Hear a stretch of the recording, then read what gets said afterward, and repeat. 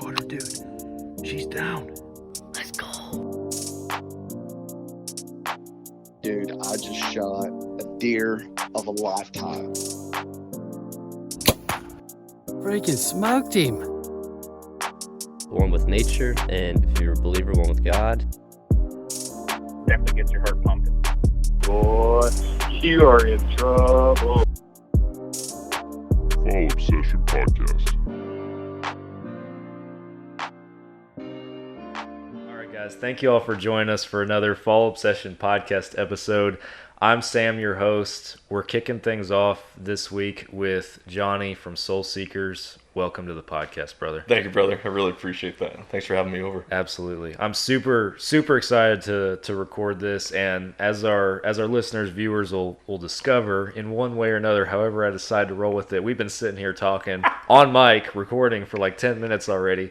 And then it's like, well, I should probably do my introduction at some point and get this episode rolling. So whether we stick that in there at some point or post it as a little extra, whatever it is, man, it was freaking gold already. Yeah, and I appreciate it. I'm excited, but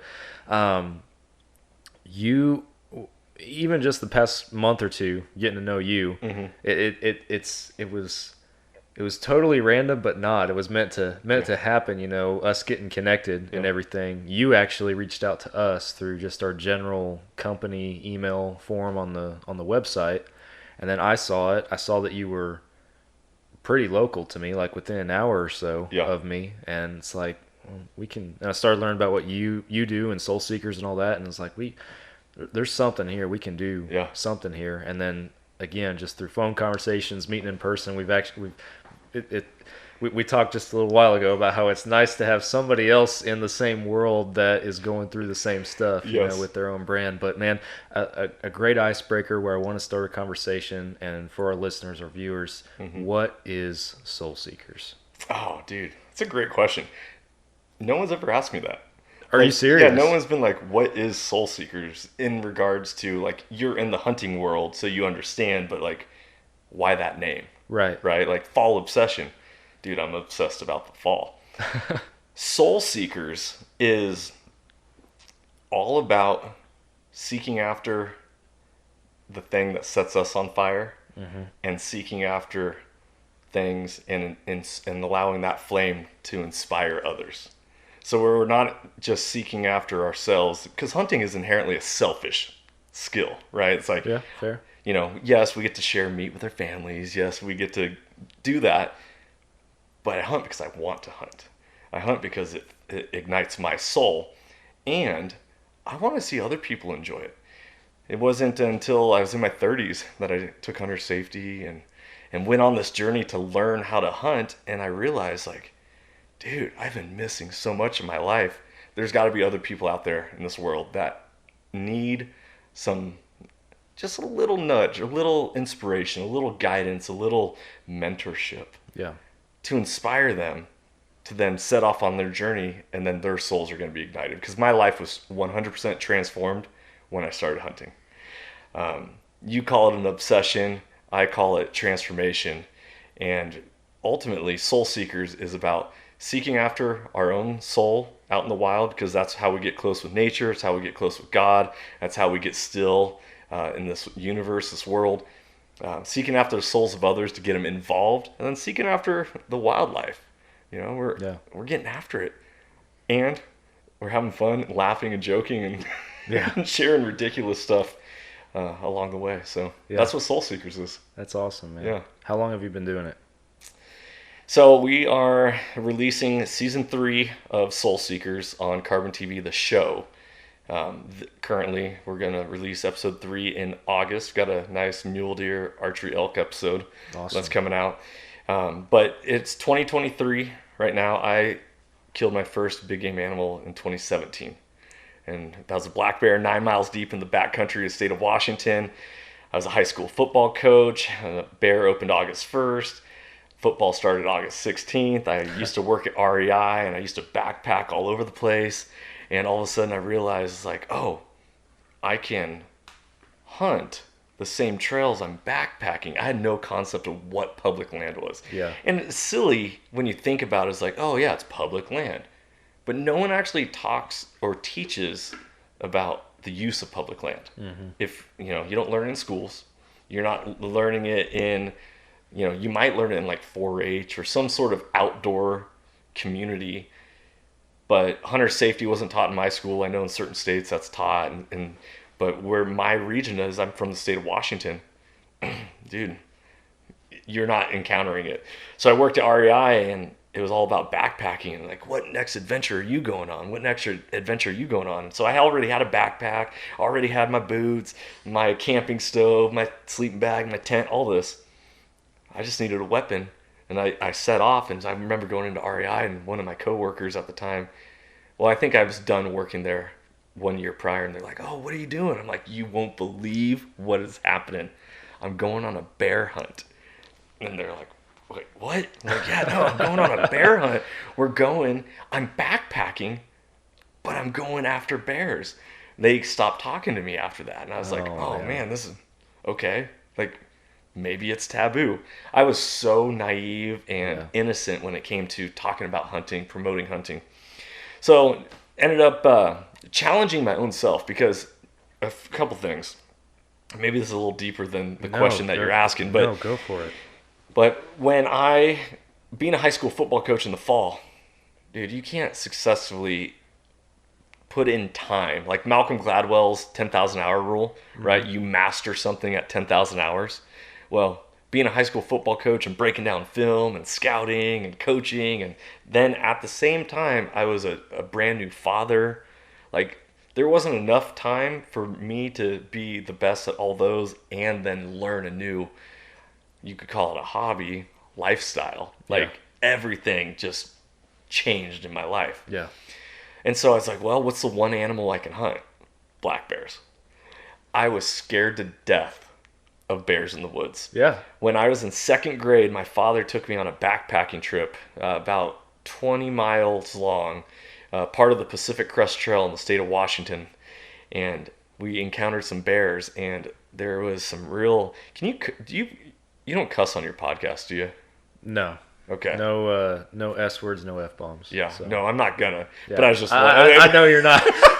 Random question, just throwing that out there. There is this real dickhole of a person that was not my dad, my uncle, but a friend that was invited. And here I am, a second grader. So 7 years old, 8 years old, out in the wilderness, like far from roads. And they pretended to be bears outside my tent. Oh my gosh. And as a child, I was terrified. And then that fear lived inside me forever. So in 2017, when I set off to be like, I'm going bear hunting, I remember laying in my tent at night and being like, oh my gosh, I really hope a bear doesn't walk into camp, because I'm scared. And I was like, wait, no, come on. Like, that would be perfect. That'd be, That's what I want to see bears, yeah. Right. And so I went on this journey, and I challenged myself, my courage, man. I was a coward. I was scared. Doing Soul Seekers, the podcast, the show, social media, my outdoor writing, all that challenges my courage every single time. It doesn't feel natural, and yet I do it because it's like I still have that resistance. Like, I'm really scared to dive into the whole YouTube video editing. I know it's good for me. I know my YouTube is monetized, and at the same time, it's hard for me to be like, does it look good? Yeah. Is it gonna come out right? I also, that whole, well, I don't know it all, right? I haven't been doing this forever, so what do I really have to share with other people? Yeah. And speaking from my own experience here, you are your biggest critic, right? Yes. And so when you publish a video that you edited, you're gonna see the step-by-step process that you went through to put it all together. You're gonna have in the back of your mind, like all the stuff you took out of that video that you didn't include. You're gonna see the flaws, obviously, even if they're not noticeable to your viewers. Right. And then obviously you're critiquing yourself. You're like, man, I wish I had done this differently, whether it's from the filming standpoint or the editing standpoint. It's funny. I mentioned in a recent episode that I recorded with RJ Ciancerulo from The Choice. He he was talking about editing their show and everything, and I mentioned something very similar to what I just said, and he's like, oh, I told him, I was like, there's some videos I go back and watch from months, years ago, whatever you want to call it, it makes me cringe. I want to delete it. I want to take it down. He's like, I do that all the time. And I mean, and it kind of put it like talking about, being able to relate to people in the same boat. It put in perspective for me that here's a guy who's editing a pretty popular show and has the same outlook or the same struggles as far as, oh man, did I publish that? Like, did I really do that? So when you dip into that, like it challenges you, it drives you. And I don't watch any hunting show the same anymore. Totally. I'm always watching for the edit now, which is good and bad. There's sometimes I just want to watch a hunting show, but there's I take a lot away from watching for the edit. Totally. Let me digress here for a second and go back to your original question of like, what is Soul Seekers? Yeah. Soul Seekers, the show and the podcast, is 100% focused around our mission of mentorship is conservation. I love that statement. It's all over your platform. I love that statement. Thank you. I forgot to bring you some stickers. I actually had some stickers I was planning on bringing over. But so what is Soul Seekers? It is an avenue. It is a conduit for us to share the love of God with other people. What is mentorship? It's loving somebody. Yeah. It's spending time with them. It's investing into their life. So conservation, this world is so upside down, crazy, and backwards, right? Conserve means to save, right? So that you have enough to last you another time, right? Mm-hmm. So when we talk about hunting, Rocky Mountain Elk Foundation coined the phrase, hunting is conservation, okay? Because of, the different bills and legislation and different things that are happening that allows money to flow back into hunting so that it lasts. Mm-hmm. Mentorship is conservation is if there are no hunters, hunting isn't going to last. So if you really care about hunting and you really love it, even though it's a selfish act, the best thing that you can do is talk about it, speak about it, share it, and encourage others to get involved with it like it is the best thing in the world. Yeah, absolutely. And so and this goes back to the whole courage thing and editing and tying it all together, is understanding that, and this is the beauty of hunting, through discomfort comes about growth. Right? Iron sharpens iron, so the countenance of one friend to another. You're not going to sharpen yourself by rubbing yourself up against a pillow or a soft blanket or, a bubble wrap. That doesn't sharpen you. That doesn't make you more dangerous, more sharp, more dedicated, right? So you have to put yourself in uncomfortable positions in order to grow. Through that, we grow. And the whole idea of mentorship is conservation. The mentorship aspect is my excuse to not do YouTube videos or to put out more information and all that. What did I say? Because I was scared because I don't feel like I know it all. You're right. I've only been hunting for a few years. But what I do know is I know how transformative hunting has been for me. And through that, I still have something to share. Yeah. Right? Yeah. Mom and dad always said, don't say anything, or if you don't have anything good to say, don't say anything at all. Yeah. I have so much good to share. Yeah. So I'm going to talk about it. Yeah. Hunting transformed my life, period. I'm a better husband, a better father, a better employee, a better business owner, a better everything, because I've challenged myself, grown through grit, determination, fortitude, courage, and courage is contagious. Yes. Courage is contagious. Just like if I smile at you, you're naturally going to smile back at me. Well, when you see somebody living a courageous life, it's like, okay, I want to be like that. Yeah. I say it, so that's a shout out to my friend Greg Anderson. He likes to say courage is contagious. I like to say inspired people inspire people. Mm-hmm. When you live inspired, it's like a mosquito to a light, like zzz, zap. Oh man, dude, did you feel that? Did you experience that? That's what it's all about. Yeah. That's why I create the content that I do, not because of fame, fortune, or any of that, because Lord knows that we ain't paying the bills with anything, and Very true. And our wives are definitely like, oh, you're leaving again, or you know what I mean? Like just coming over here tonight to record a podcast, my youngest was bawling his eyes out, Daddy, I don't go. And I'm like, and through that is growth. Through that, everything, I believe that life happens for us. It doesn't happen to us. Yeah. We're not a result of the circumstances in our lives. We stop playing victim.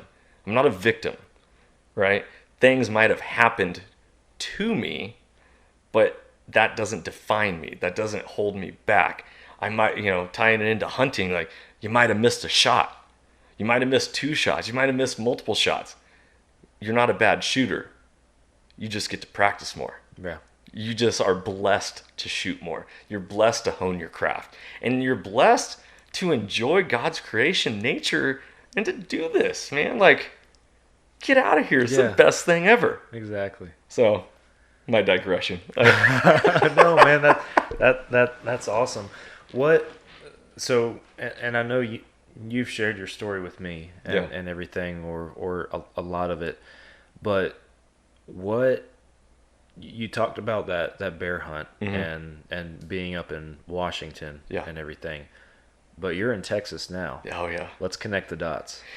So, like full connect the dots through hunting or through like actual life and politics. Let's just ease into connecting the dots. Okay. We don't have to go too heavy in one direction, but yeah, it's part of the story. It is part of the story. Man, it's a big story. It's a big story that to people who aren't willing to take a stand don't understand. Coming from the West and the concept of public lands, it is a truly special thing. Yeah. To be able to go out to land and recreate, hunt, shoot, fish, hike, explore, adventure, trek, whatever you want to call it. To be able to just do that is so special. Yeah. And then moving to 2,000 miles, relocating my family 2,000 miles to the state of Texas, not only is it culture shock, but now I'm like, public lands in Texas, there are public lands, but it is a whole new learning curve of like, how do I even get on them? Yeah. You have to have a public land hunting pass to even get on public lands to hunt. And then not only that, like special permits to be able to hunt those lands. And it's truly fascinating. But originally from the state of Washington, when 2020 happened and COVID all kicked off, there are certain political viewpoints that were attempted to be shoved down our throats that I did not agree with. Yeah. And I work in the public sector as a school teacher. My wife is a nurse. We were not okay with what was going down, especially in the blue state of the state of Washington, which ironically was always a red state until, I'll just gonna throw it out there. I think everything's rigged.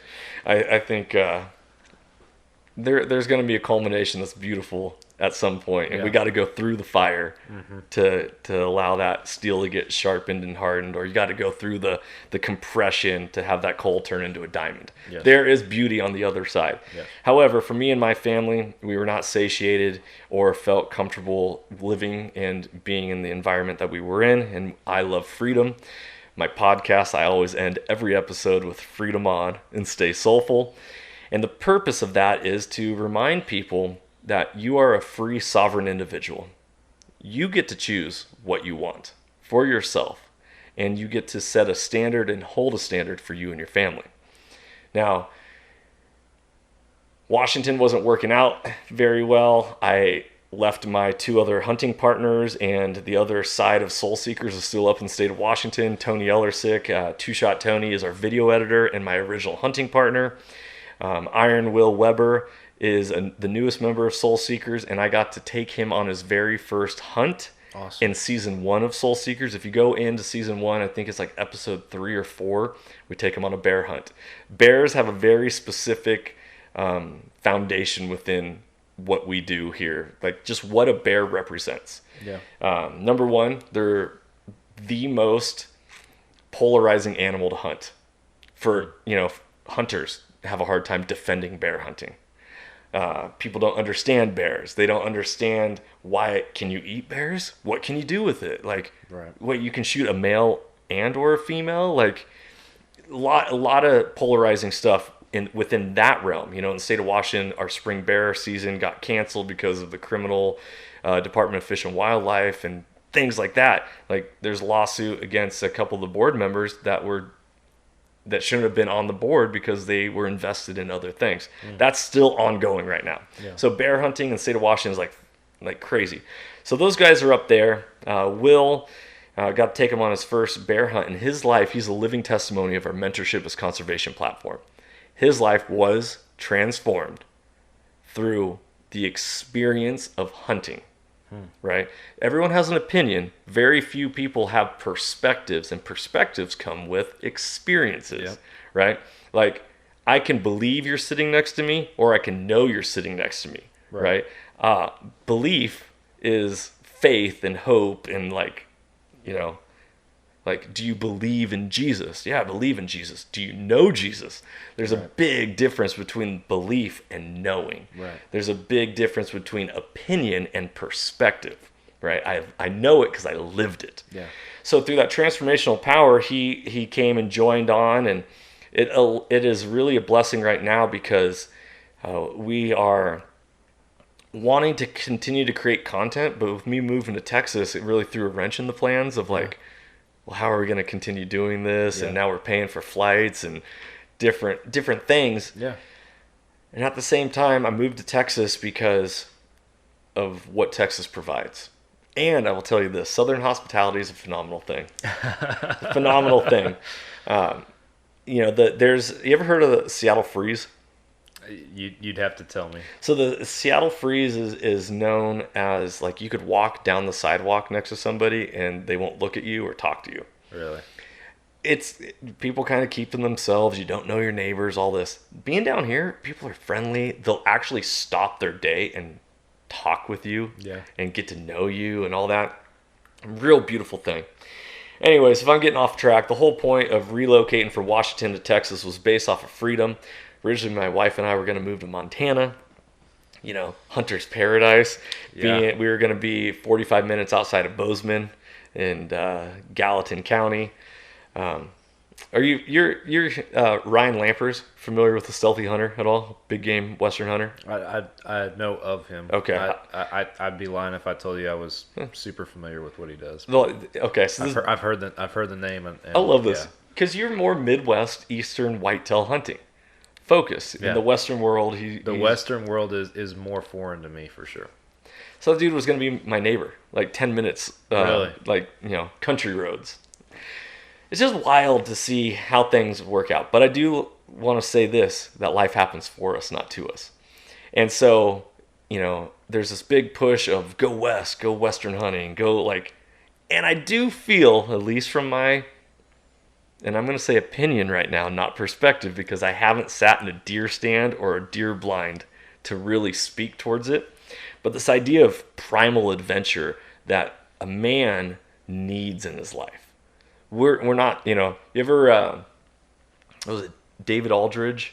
What's the book, Drawn a Blank? Where boys are not meant to be caged. Like, we're not meant to sit in a desk all day. We're meant to get out and, do you know what I'm talking about? What book? I'm not helping. I know I'm not helping you over here. So you're killing me right now. I gotta pull this up because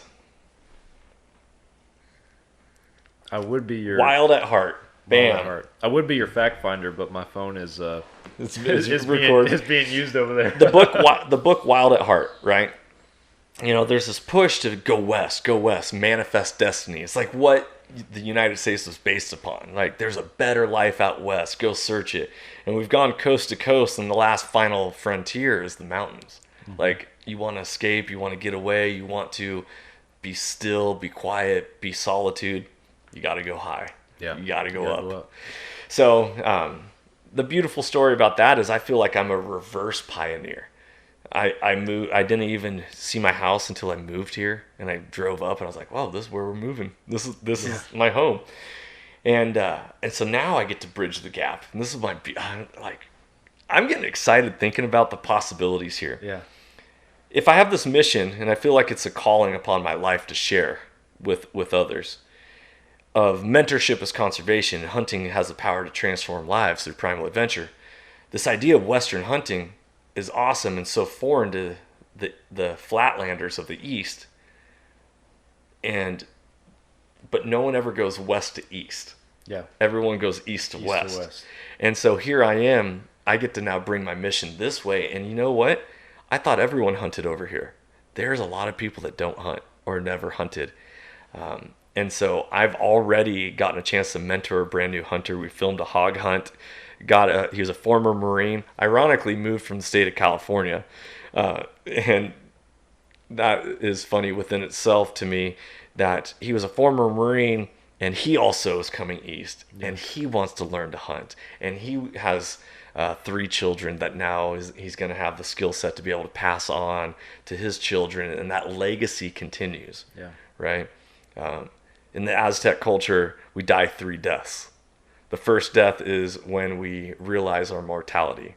My 3-year-old, almost 4-year-old's going through that right now. He's realizing, what? Things die? You don't live forever? Second one is when you physically die. But the third one is right here on this wall, when your name is no longer spoken. Mm-hmm. And in the hunting culture, for us to be able to understand and articulate, like, why do we put these antlers on the walls? Why do we have that shoulder mount? Why do we do these things? Because it is honoring to the life in which we take. It's honoring to the journey, to the adventure, to the story. You know, Achilles in the Battle of Troy and all this stuff, that it was talked about, shared, it inspired, it ignited people. Like, oh man, I want to go do that. That's what Soul Seekers is all about. That's why I'm doing this. And at the same time, it's a lot of fun. Yeah. So Yeah. without getting too heavy, like, that's my transformation and moving from Washington to Texas and realizing that this mission isn't just Western hunting. It's everywhere. It goes everywhere. And that's one thing that, like, again, your opinion turning to perspective, the more that you get to, the more people that you meet, the more people you mentor, or anybody for that matter. And one thing that I've learned too is just, I grew up whitetail hunting. Mm-hmm. Like, whitetail, pigs, Texas, all I knew growing up. And still, like, I'm very foreign everywhere else. I've taken a couple of trips out of state. Like, I'm no expert out of state. This mule deer hunt I have coming up is exciting and intimidating at the same time, you know, because I'm like, oh my, I've never done it before. But, you know, you flip it around in any direction around here. And there's somebody who is seeking the experience that you're well versed in, or that you're currently going through, whatever it is. We had last year, actually, I think it was this week last year, our staff manager, Todd, he came down from Michigan on a hog hunt down here. He actually came down just because he wanted to hang out and record a podcast. Uh-huh. He came all the way from Michigan to come down here, and I'm like, well, man, if you're coming down here, I'm going to take you hunting. Like, I'm not going to not take you hunting. And he had never been on a legit hog hunt before. Yeah. And it's addicting. It is. We were out there in 100+ degree heat hunting hogs in July. And but when he shot his pig and we went up to it, and he looked at me and he said, he was like, this has been awesome. I'm slightly paraphrasing. I don't remember his exact words, but this has been awesome. And he told me, he's like, this has been a bucket list hunt for me. And at first I was like, a hog hunt? And that's the Texas in me coming out like, this. It's a hog. You know? It's a rat. But then when I slowed down to think about it, it's like, this is an adventure for somebody in his shoes. This is, you know, like he said, a once in a lifetime opportunity. And whether you're coming from the west or the north and coming down here to hunt hogs, whitetail, whatever, or you're a whitetail hunter from the south going out west, you know, for that once in a lifetime experience. For me, like I would tell you, a bear hunt would be a once in a lifetime experience for me. Like, I mean, that's just truly where my mindset is, because it's so foreign to me. It's something you see in videos and, you know, on TV and stuff like that. Yeah. It's not something that's real to you. Yeah. If that makes sense. Yeah. So Yeah. it's all about that, you know, opinion growing to perspective. I love the way that you piece that together. I'm gonna Steal it. I'm Go gonna ahead. steal that from Yeah. you for sure. I Yeah. like that. No, dude, my pleasure. My pleasure. Yeah, so it's, you know, so going back to the whole bear thing, just real quick. Yeah. You want to hunt west and you want to hunt black bears? State of Washington, $250 for an over-the-counter, out-of-state black bear tag. Easy enough. Yeah, right? I mean, I'll connect you with some people up there, and we'll put you on some bears, if that's something that you want to do. I mean, one day I'm sure I'm not the only one out of our Fall Obsession family that would love it, but yeah, absolutely. Yeah. So one day. The bears are so fascinating because walking up on a bear is a lot different than walking up on a deer. I can only imagine. Right. Yeah. And so I love every bear hunt that we do is a mentored bear hunt. Yeah. Not everyone has a tag. Not every mentee is the shooter. Now, and I want to clarify that, because a lot of people, just like, I need to throw this out there, disclaimer. You can mentor people without, one, giving away your location, and Yeah. two, without having them need to be the shooter. Yeah. Very true. Right? It doesn't have to be their tag for you to mentor them. Invite people along and set some ground rules, right? I wrote a book. I have yet to release it. It's called Found, the story of the soulful hunter, because it's me finding myself. And it's about my journey going through the hunting. I actually talk about the unwritten rules of hunting, right? Like fishing. Like, I can't take anyone to that fishing hole because I'm going to blow it out. Well, if you're new to hunting, you don't know that stuff. So how is someone supposed to learn if you actually don't speak about it? Yeah. So saying, okay, guys, it is public land. Yes, you do have the right to come back here and hunt it. I can't do anything about it. And with that being said, honor the code, because you're not going to grow in your skill set if you don't take what you've learned and then apply it to something else, right? Please don't come back here without us knowing or without us being present. Some of the ground rules. Now, to that extent, I can't control it. I mean, it's honor system, right? And it is what it is. I mean, I love hunting more than a certain location. Very true. And I think that's and when I talked about hunting being selfish early on, we get so caught up in the selfish aspect. Oh, it's mine. Oh, dude, I've been here for years. My granddaddy sat on that knob and looked over this basin or that stump. And it's like, yeah, okay, cool. There's a lot of nostalgia, a lot of legacy, a lot of history within it. But the best thing that you can do is to share it with the world. Yeah. Like, don't you want other people to have an experience like that? Yeah. Right? So, that being said, it is what it is. But yeah, every bear hunt that we do is always a mentored hunt, because getting people in front of bears and teaching them about hunting bears already breaks down any barrier of like, well, can you hunt predators? Can you eat predators? Is it okay to do this? And now you have talking points. Yeah. I'll share this real quick with the listeners who don't know the history about me. But I said my very first hunt was a black bear hunt, or very first kill was a black bear 9 miles in the backcountry. I went 9 miles because all I heard was, man, you got to get away from people. You got to get away from people. Literally, the day I'm up there, the first full day on the hunt, and we spotted some bears already at this time, and we're like, oh, we're in the right area. All of a sudden, ruff, ruff, ruff, ruff, ruff. I'm like, what is going on? 3 hikers a female yoga instructor and her 2 male students and their dog hiked 9 miles all the way into where our location was, and their dog is barking, and I'm just like, I'm new, so I'm like, our hunt's blown. Like, you commit 9 miles, a long ways to go, especially backpacking and hunting. You're walking slow. Typically, it's like 2 miles an hour that you're hiking. Yeah.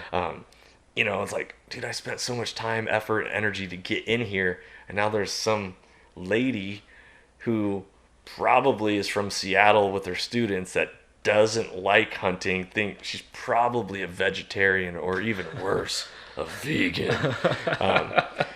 And then she sees us in camo, and she's like, what are you guys doing here?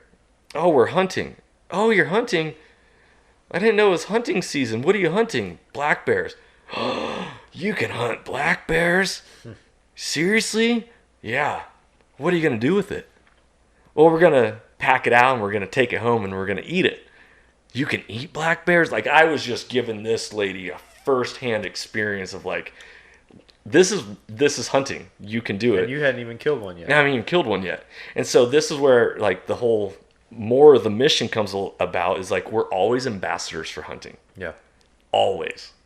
How you do that resonates and ripple effects for other people to see. Yep. And this is like, social media is so polarizing, and Matt Ranella with Hunt Quietly and all this stuff is like, yeah, and you can believe in keeping it to yourself, but I believe with sharing it with the world. Yeah.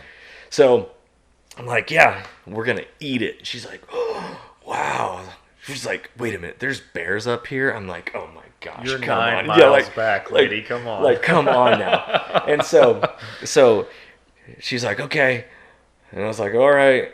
I'm like, keep your dog quiet. I didn't say that, but I'm thinking this at the time. And she was at least friendly. The 2 guys definitely were like side eyeballing us a little bit. And it's like, I was like, man, this is a really long ways for you to come in for a day hike. And she's like, oh yeah, we didn't think it was going to be this long or this hard. And I'm just like, come on, leave, please. So needless to say, it was hot, scorcher summer in 2017. It was probably pushing mid-90s on our hunt up in the mountains. And this is very, like, we learned so much. People always concerned about meat care. How long can meat last? How long can you hang it? Yeah. And it's funny with all of you whitetail hunters, like, well, you don't even field dress it. You put it in the back of the buggy, drive it to a barn, hang it, put it in a cooler. At least that's my opinion. I don't know. I haven't experienced it yet. But here I am. It's like, this is my first animal. I've never field dressed an animal. I've never done anything at all. It's 95 degrees. I'm 9 miles from my truck, 9 miles from a cooler, all this. And so we just like, all right, we'll figure it out. Well, hot. Bears weren't out during the day. It got close to dinner time. There's a little water source that was deep enough for us to get into and actually cool down. So get out of the water source, and we're about to make our freeze-dried meals, boil some water. And I'm in shorts at the time, and this is a shout out to my granola side, is I love Birkenstocks back before they were popular, and I've been wearing them for a very long time. So maybe it's because I worked at REI, but I'm in my Birkenstocks. Those were my camp shoes, before Crocs came out, which my wife and I both agree are disgusting. So that, that's a rabbit hole in itself. That's a whole nother podcast. So here I am. I'm in my Birkenstocks. I got some shorts on and a t-shirt because I didn't have my camo on yet because we weren't going to go beat brush or go to glassing knob or any of that. And so I had my original hunting partner, Two Shot Tony, our video editor, and I actually invited another guy to come on the hunt with us. And they're getting ready. My wife calls me the sloth. She says I'm the king of dink. Like, I'm very slow when it comes to like, I take my time apparently. So just like this story which feels like it's dragging on. So I'll get to it. We're getting ready for dinner, and once again, these 3 people and their dog are still here. Like, it's been all day. It's like, go home. You got a long hike in front of you. And all of a sudden, she yells, "There!" And she's probably like 30 yards from us at the time. And I'm like, is this lady for real? Before she gets out of here, she's going to scream bear on an evening of a bear hunt. Like, get out of here. Yeah. My 2 people that I was with, they perk up and they're like, what? They grab their rifles, run over to her. I'm like, no way I believe this at all. At all. So, I got my Birkenstocks on and like, well, I'll grab my bino harness. I don't grab a weapon, anything. And I kind of meander my way over to her. By the time I get to her, my other 2 guys, they're gone. They're somewhere else. And I walk up to her and I go, "Did you really see a bear?" And her face was as white as Casper the Ghost. And her eyes were huge. And you could see the fear in her eyes. And she was like, "Yeah." And she pointed her finger. And it was across the water source, probably about 90 yards from where we were sitting. No kidding. And I was like, are you sure? She's like, "I saw a bear." And I was like, "Okay, well, where did it go?" She's like, "It went that way." Never saw the bear. I was like, okay, so I am jogging as fast as you can jog in Birkenstocks to catch up to my other 2 buddies. And they're there standing, staring, looking around, and they got their rifles. And all of a sudden, this black bear pops out of the bushes and hops over this log. And I go, "It's right there! It's right there!" And they're like, Where? I'm like, "How can you not see this? I don't have a gun. Shoot it!" And at this point, it's probably a little over 100 yards away from where we're standing. She yelled bear. I'm yelling. Like, there's all this commotion. Like, this bear is like, "I'm getting out of here." My buddy, 2-Shot Tony, stud of a human being, absolute savage human. He goes, "Here, take my rifle." He turns around, gives me his gun. I check the action, make sure there was a round in the chamber, and I just sprint. I believe, and this is only self-certified, I believe I set a world record for the fastest human being ever to move in Birkenstocks.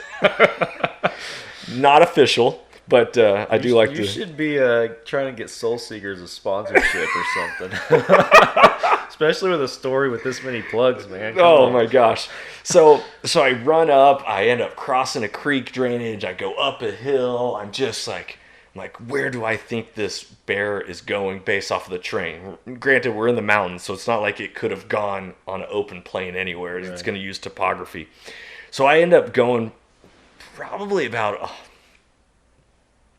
I hope I'm not fish storing this, the fish was this big. Probably about 125 yards from where I spotted it at. Oh, man, I just straight busted this sucker. That's all right. There we go. You're not the first one. All right.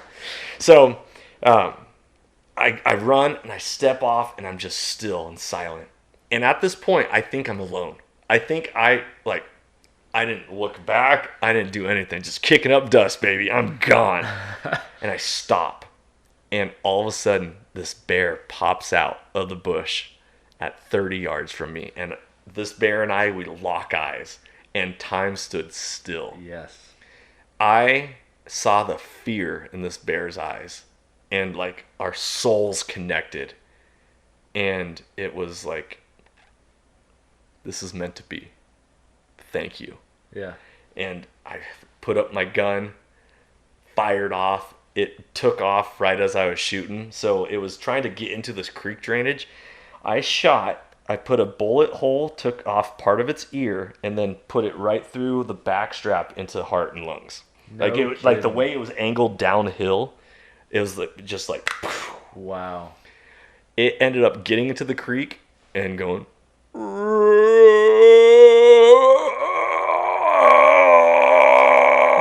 like the biggest death. Like, you ever heard of death moan? Yeah, I know what you're talking about. It's crazy. Yeah, crazy. It death moans right in front of me, and I'm like, no way. And at that moment, I still think I'm alone, and Tony is grabbing my shoulder, being like, yeah, we did it. So I was scared to death to lay hands on this bear. Remember, at the beginning of this podcast, I talked about how I was scared of bears in the woods. Like, this, got to connect the dots on this sucker. So the story is that not only did I shoot a bear in Birkenstocks, it was spotted by a yoga instructor from Seattle, and she's the one who spotted the bear for me. She ended up yelling, "Is it safe to come up there?" And I got to also show the bear to her, and, you know, we didn't cut it up in front of them because they were on a day hike. They still had to skedaddle. Back, yeah. But that was the first moment where I was like, whoa, there's so much to share with people that they don't know. And that was kind of the foundation of it all. Wow. Hung the meat, ended up being totally fine. Hung it where there was a little breeze under trees, and it stayed in hot weather. And I was like, huh, who knows? Yeah. Then I learned another lesson. This story, it's fun to tell, so forgive me for dragging this on. Oh, I love it. I didn't have a quote-unquote hunting backpack. I had like some North Face backpack that was what I backpacked with. Right. It's got to be good. I threw that entire bear cape, bone-in bear, all of it in that pack, and it sank to the bottom of like this backpack as like a big ball. And I hiked it out 9 miles. Hardest thing I've ever done in my entire life. No kidding. Learned very quickly that you need to share the load with your partners. Those other 2 guys stayed in and continued hunting while I hiked out. Bad move. Either let the meat hang longer, or everybody needs to just muscle up, hike out, and we'll hike back in. Yeah. So a lot of learning experiences on that, and that was really what just set the stage and set the fire and lit it in my soul to now moving to Texas and hanging out with Sam Thrash, the host of the Fall Obsession podcast. Yeah, you digressed, as you said. No, so much with that story, like in so many good ways. Like you tell it very well, and you can see your passion and your excitement with it, and it's awesome to have such a pivotal moment like that to start everything off.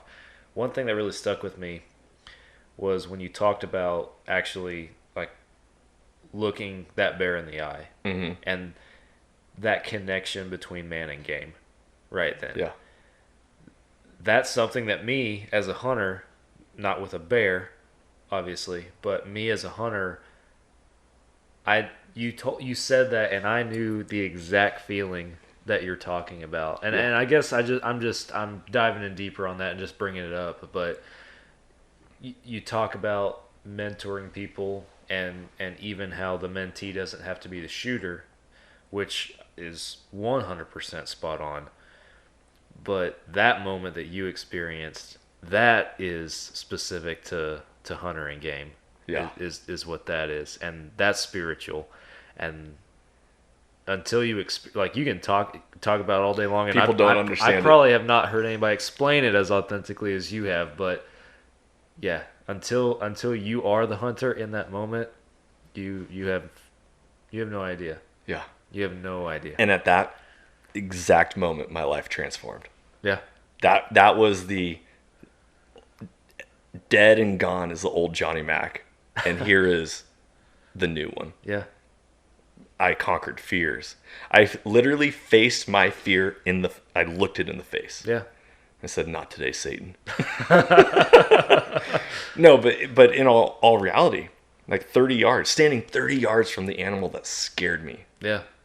All the way back to 7 years old, and being like, I can do this. Yeah. And if I can do this, you can do this.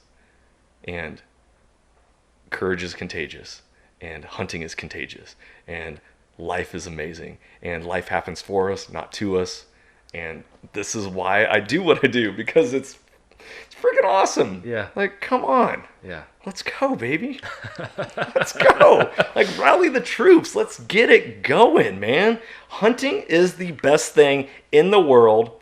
It provides for your family, your courage, your determination. It teaches your young children how to face adversity, right? So I played college football. I was a quarterback, Central Washington Division II, played college lacrosse. I was an athlete. And at some point in your life, the game leaves you, or you leave the game. It doesn't last forever. And so much of our identity is wrapped up in, oh man, well, my name kind of rhymes. So it's like, I'd always introduce myself. Yeah, I'm Johnny Mack, quarterback from Kamiak, which when I was going on recruiting trips, is like, it got super annoying. People always giggled. But the game left me. Like, here I was, my whole identity was wrapped up in sports and youth activities that something's not going to continue on for a lifetime. Right, exactly. So here I am gaining a skill set that is not only benefiting me, my wife, but also my children. Yeah. And whether or not they want to hunt is their own path that they get to walk. But they're going to have a skill set and they're going to understand the importance of it. Yeah. And what better thing to give than that legacy? My good friend Chester Barnes, he listens to some of our episodes. He may hear this. He was a part of Fall Obsession, through the stages of us growing up at one time, but still a very good friend of mine. He said this, and it always stuck with me. He's like, my kids may never hunt a day in their life, but they are going to know how. Yes. They are 100% going to know how. Yeah. And just that simple statement was like, that brings it all home right there. Yeah. So, why do you do what you do? like just with Fall Obsession, or just why are you doing this? Why are we sitting down talking, recording a podcast? Because I need an episode for Monday. No. All jokes aside, man, like it's in my blood. It is what it is. Yeah. And hunting, like my dad took me hunting for the first time when I was 7 years old. Mm-hmm. And my dad can tell you, and the details are a story for another time, but I was hooked from day one. Mm-hmm. Like I loved everything about it. Obviously, you get into it more, deer hunting down here, you start to learn more about the challenges. There was definitely that first year, at least tagging along with him, not as the shooter, just as a mentee. It was a whole lot more, rainbows and butterflies for me. Yes. Just sitting in that seat as a 7-year-old kid. Obviously learned about more of the challenges that go with it in the years to come, but it just stuck with me. Like it had a spiritual connection with me, and just a passion. And Fall Obsession came from just me. It started with just me sharing that, in like a blog format is all it was. And it has since grown to include all these other people, because eventually it was like, well, why can't other people, share this too? And so that's what led to the first field staff, and all these other guys getting involved in the platform and stuff. And it turns into a... You mentioned, and I couldn't even tell you if it was before we were recording or not at this point. It was at the beginning of our conversation here, but you had mentioned how it's not a competition unless you make it one. Mm-hmm. We're all in this thing together. I'm a firm believer in that and agree with that. There's also, in today's modern day and age, just with online media, everybody and their brother and their dog has a social media page, a YouTube channel, a quote unquote hunting show. So Right. and that was the hurdle, right? As we're developing content, we're trying to figure out what Fall Obsession is. How are we going to set ourselves apart? Like, not that we're trying to beat Joe Blow out there with his dog's hunting show, but how are we going to set ourselves apart just to be able to reach more people? Mm-hmm. And that's what turned into the journey of, working to create a better hunting and outdoor online media. Have we perfected it? No, certainly not. But, it's a process, right? Yeah, it's a journey. And it's just, I'm passionate for sharing it. I'm passionate for teaching, and I hope to, be able to share this with you on your show when the time comes. But the other side of my life with the fire department and everything, I'm extremely passionate for teaching and mentorship in that field. and I feel like they fed off of each other to a certain extent. You know, my hunting life, my fire life, and just, I don't know, I'm not one to toot my own horn, but it comes naturally. Dude, you gotta vote for yourself. Yeah, we talked about that. I remember talking about that with you, but it's a natural feeling for me to share, to teach, to do what I can to inspire. And I enjoy being inspired too. Like we were talking about, you know, with our conversations and then your show and everything, like even sitting here talking with you right now, man, you freaking pump me up. Like you make me want to get in front of my computer and just start editing videos and recording podcasts and publish the roll. But and there's a balance, right? Because also for me, it's like there's moments where I go out there and I hunt and I don't want a camera. Like I just want to be a dude out in nature. Yeah. Like that's all I want. I have other obligations that make that otherwise. Make that difficult for me to do, right? Yep. And you understand that too, but it's so you have to have that balance. You have to be able to tap into that, dare I say, selfish side, you know, because we all do need that independence outdoors at some point. But then you also have to use those opportunities and be able to share that knowledge too. Yeah. And so, man, you asked me why I do it. It's a simple answer for me, and it ties in with my name, and not to sound cliche, but it's an obsession. Yeah. I'm obsessed with it, and I want other people to be too. Like, I love it. That's all there is to it. You know, so you are a man of faith. Yes. Do you tie that into the show a lot? I do in some senses, but I will say not as heavily as you are. So this is the cautious side of me, and the side of me that that needs to grow more. Okay. With the faith side and, dare I say, politics. Yeah. Those are the two things that I have remained, I wouldn't even say neutral. I have just not put it out there as openly as others in our realm. Not for fear of myself, more so out of I want this thing to succeed, and for some reason there's been a barrier between those things, and it's I'll straight up tell you, like, I feel stupid talking about it because I know there's a connection. I know there's a connection that needs to be there. But I'm just, and our listeners are hearing the vulnerable side of me right now too. Yes. Like it's just that is where I have not connected the dots in my fall obsession world. Well, I want to inspire you right here. Inspire me, man. Okay. We're gonna bring faith into this. Genesis 1:1. In the beginning was God, and He spoke, and it became. Yeah. Right?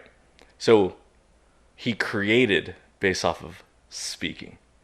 When we have a skill set and we just keep it to ourselves, we're not sharing it with the world, we're not creating anything. Right. We're not building.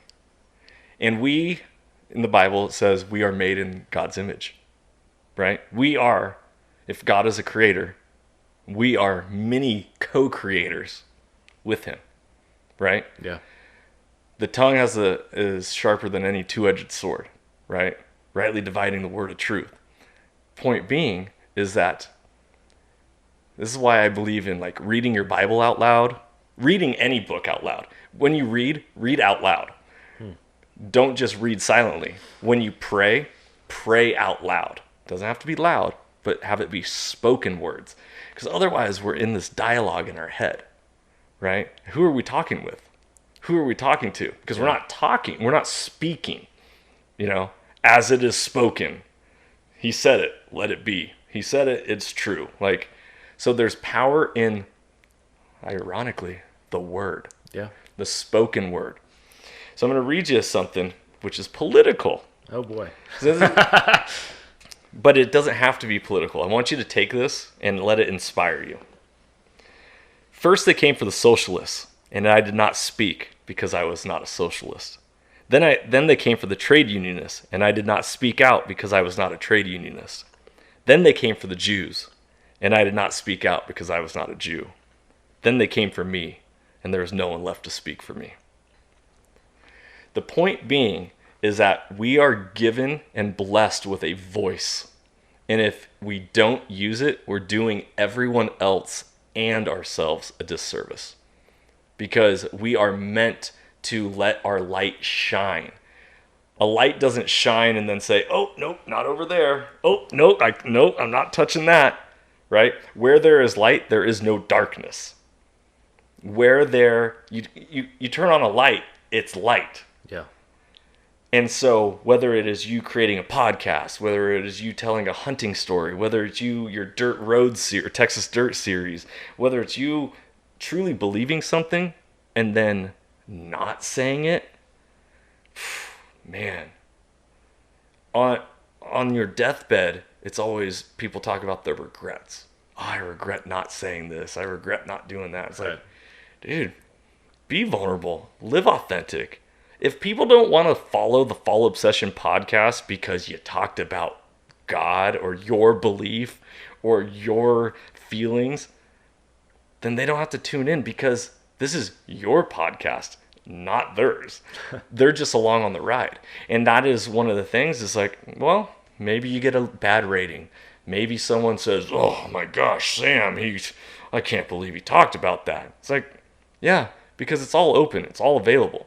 Like, I'm not who I am on social media, who I am on the show, who I am in the podcast is the same person I am here. It's like, it is what it is. Take it or leave it. It's polarizing, but that's the beauty. God, you are made to be a creator. So don't hold back, man. Let it rip. Let it rip. And doggone it, have an awesome hunting season this fall.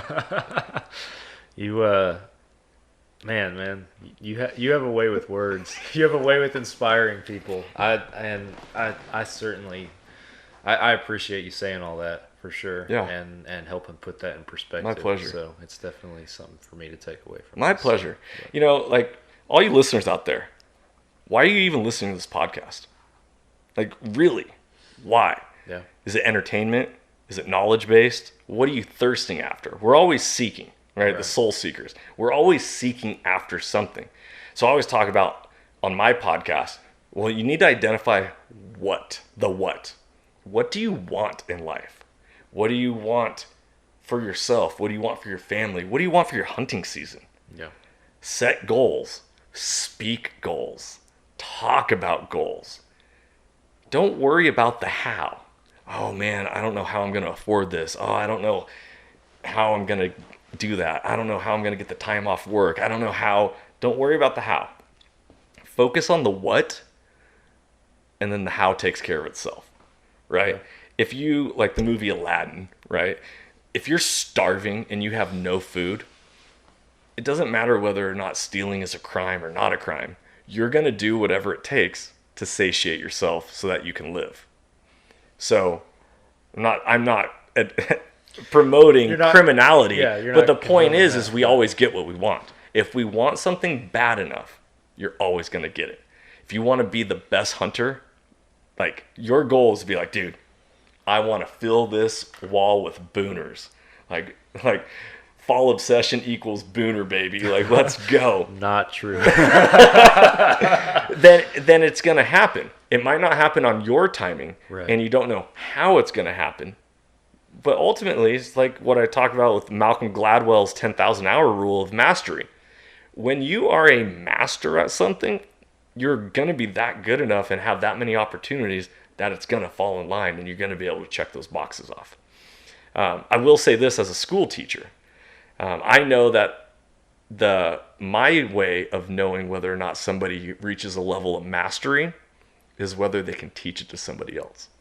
Yes. And that anchors your knowledge and sharpens yourself because it holds yourself accountable. People are always like, oh man, I don't have an accountability partner. I could really use that. Well, learn how to be accountable to yourself by sharing what you know with others. And it's like, oh, that's not right. I better check that, you know. Man, spot on again. And again, as you're talking, my mind's not just with hunting. You're taking my mind across the tracks to my other parallel side with my fire life and teaching and stuff. Like, you know, exact same mentality, exact same. Like, I have a passion for being like a master at my craft, but I didn't realize either how much I did know, how much I didn't know about something until I was asked to teach it. And then it's like, okay, I guess I'll figure it out now. Yep. You want me to tell other people about it? I guess I'll figure it out. Yeah. And by golly, I did. Yeah. You know, I mean, and again, getting into that on another time maybe, but it's fun. It's life. It's rewarding. Yeah. It fills your cup. It does. You know, when you're on an airplane and the stewardess goes through her talks and she says, you know, up above, the oxygen masks are going to fall. Do they say put the oxygen mask on other people first or on you? Yeah. They say, no, put it on yourself first. You got to fill your cup up first so that you can be the best version of yourself for other people. Yep. How I tie that into hunting is you're only going to secure and solidify your knowledge in your craft and hone it that much more when you go through the journey, right? No longer opinion. Now it's perspective. You know it because you lived it. And then you get to share it with others. And that just grounds you, makes you that much more dangerous. Yeah. I will say this, and please forgive me if these are, I don't know if you typically, I don't ever put a time limit on my podcast unless my kids are like, oh, I gotta get to do something. So if I'm going long, please forgive me. What I wanted to say is the only way we know that sunlight and blue sky, sunny days are so awesome is because we go through the storm and the darkness of nights. Yeah. With that being said, how I'm going to tie that into hunting is this. There are a lot of people who start their hunting careers never killing anything. And they go year after year. And they come home. Hey, did you kill anything? No. Did you see anything? No. Oh, okay. Well, there's a certain level of, in my education being a school teacher, I know that if someone doesn't have success within a certain period of time, they're going to quit. Right. So how that ties into the sunny days and the dark, stormy nights is things will happen for you and you get to grow. Everything is a learning moment, right? So I kill this black bear, I shoot it, I'm on fire. I do my very first archery elk hunt. I shoot a Pope and Young bull elk, just a beautiful 6x6. I end up getting on these animals. The first season of Soul Seekers, my goal going into that season was to fill every tag I had. And subjective to a cougar tag, which very elusive, and I didn't necessarily go out in pursuit specifically of a cougar, I filled every tag that year. 2 bear, an elk, and a deer tag. Wow. And from that moment, I was like, okay, Harry, I reached the top if you're a Home Alone fan. And then after that, it was like, okay, my goal was to be a hunter. Not a hiker with a weapon, but a hunter. And a hunter has a certain skill set and knows how, right? I say, don't worry about the how takes care of itself. But I reached a point where I knew what I wanted enough so that I ended up accomplishing the how. Now I know every hunt is a success because every hunt I have at least been able to see the animals in which I'm pursuing. Since then, I've gone on a drought and I've missed a couple animals on my opportunities. I'm not going to let it get me down. I know that there's skills I need to improve on, but the beauty of killing an animal and taking its life is only signified on that sunny day as much as going through the darkness of missing or not accomplishing my goal. Mm-hmm. And that is then going to bring about when I know that sunny days are ahead. Yeah. That when that moment happens, I'm going to cherish it that much more. And it's going to be that much more spiritual for me. And it's going to be that much more powerful and transformational because I hate the word grind. I love in the hunting world, everyone's like, oh man, the daily grind. Like, hey, we're grinding after That's it. just the whole culture of the world now. I don't know why. Like, fitness enthusiasts, hunters, Yeah. whoever. Everybody's talking about grinding. Got to away. grind it out, grind it out, grind it out. And so instead of grinding it out, I view it as an opportunity of growth and an opportunity to ground myself as to why I am still doing it. Because the Bible, tying this back in, it says, do not remove the ancient landmarks which your forefathers set before you.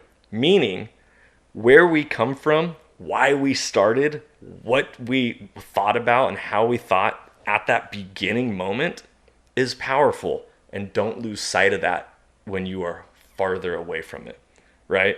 So it's very easy. 1 degree on a protractor doesn't look like much, but when you're 1 year, 5 years, 10 years, 20 years into your hunting journey, all of a sudden, it's like too easy to rest on our laurels.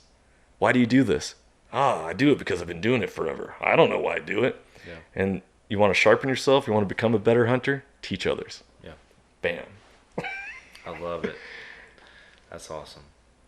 Man, you've inspired me a lot. I hope that you've inspired our viewers and our listeners and everything too. Like, and I'm not just saying this because I'm podcasting with you. We have not had a podcast like this on our show ever, and so this has been really, really cool, I think. So I hope you guys like it. I don't know it all. We don't know it all. yeah, We just are living our experiences and sharing it with the world. yeah, exactly. Be inspired. Take it. Run it. In teaching, there's this book that's called The First Days of School by Harry Wong.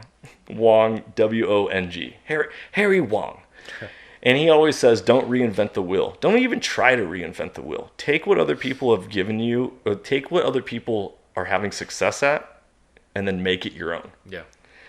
If you like the podcast, start a podcast. Doesn't have to be hunting. If you like hunting shows, start a hunting show. Doesn't have to be the best. Just do whatever it is that is going to fuel your fire and make you a better human. Because like Mahatma Gandhi said, be the change you want to see in the world, right? Yeah.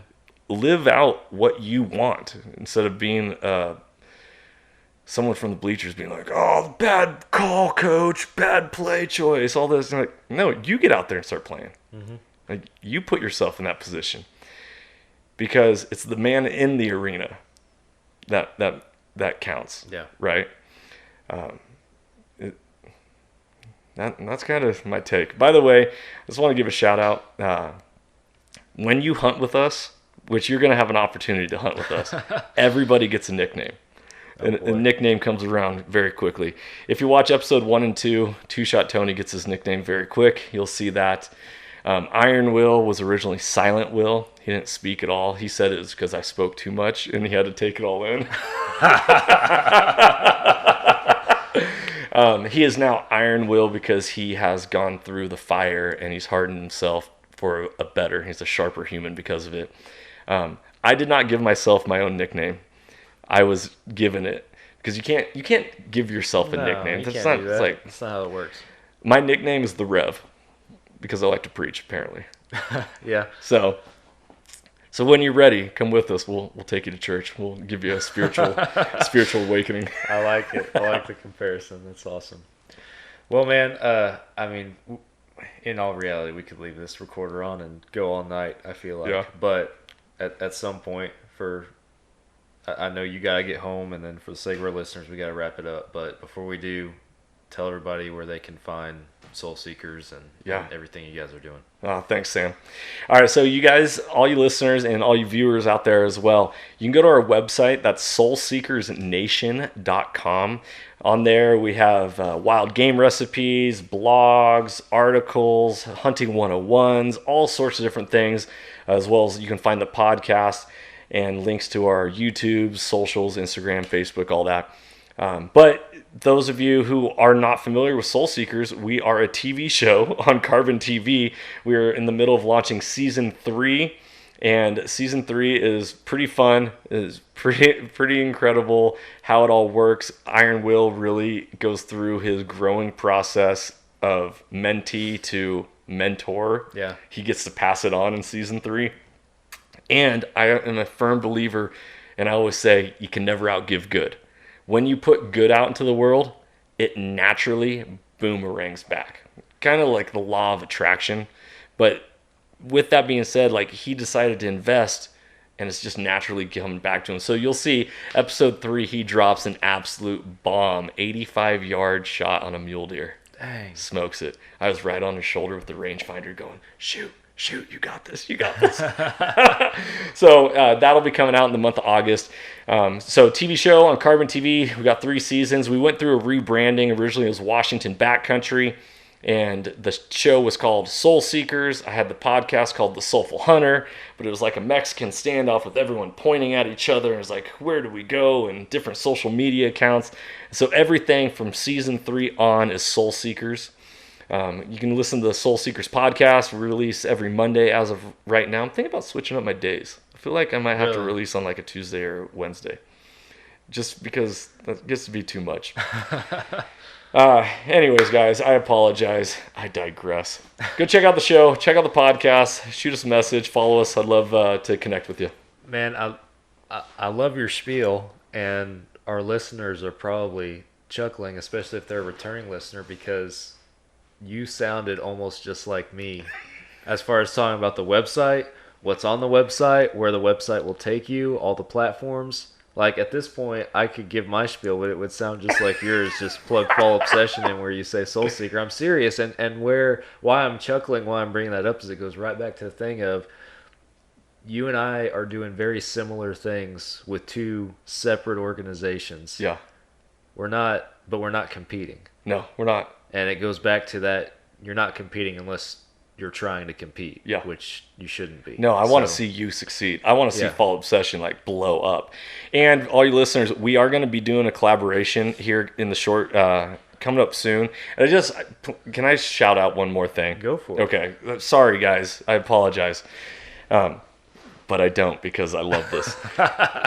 One of the things, and I did not share this, is a part of not knowing how to hunt from my very beginning, when I started the Instagram account that was Washington Backcountry, is I was like, man, I don't know anyone who hunts.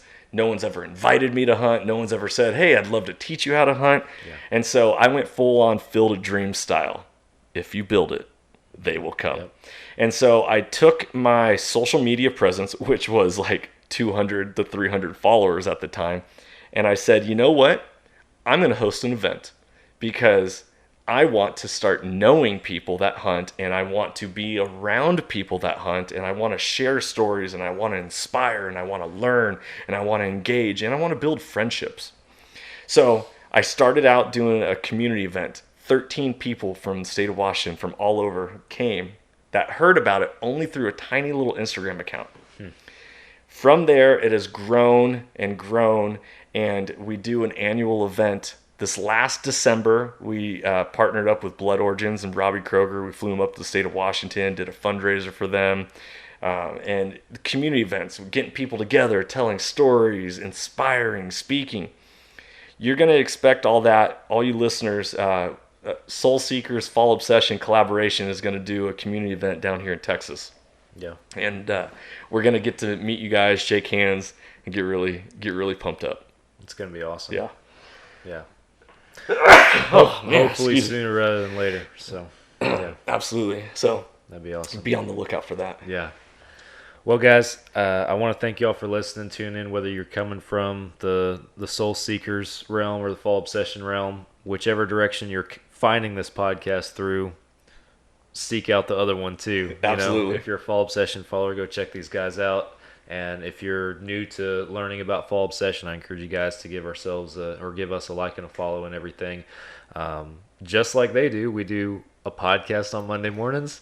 We have shows on Carbon TV, and the podcast is on Carbon TV website, and all of your popular podcast apps is where you can find Fall Obsession podcast as well. And head on over to the website and just explore around. We got a lot of awesome educational content on there, and staffers from all over the country that are contributing and helping build that knowledge base that we talk about, and helping make it an educational tool. So it's very cliche to be somebody who puts out content that says, hey, like, share, and subscribe. But really, if you enjoyed this podcast, if you enjoy False Obsession, share it. share it with people, speak about it, because at the end of the day, that helps us, it helps you, it helps hunting, and it allows that obsession to grow. Yeah, exactly. Yeah. I couldn't agree more. Well, Johnny, thank you, man. Thank you, brother. We'll hang it up, and I'm sure more conversations will follow, but we'll at least cut our listeners loose. Right. You guys can take a break now. Yeah, we'll give you all of the break now. So yeah. All right, guys. Thank you all for tuning in. Wherever you came from, we appreciate it, and we'll catch you next time on Fall Session Podcast. See you then.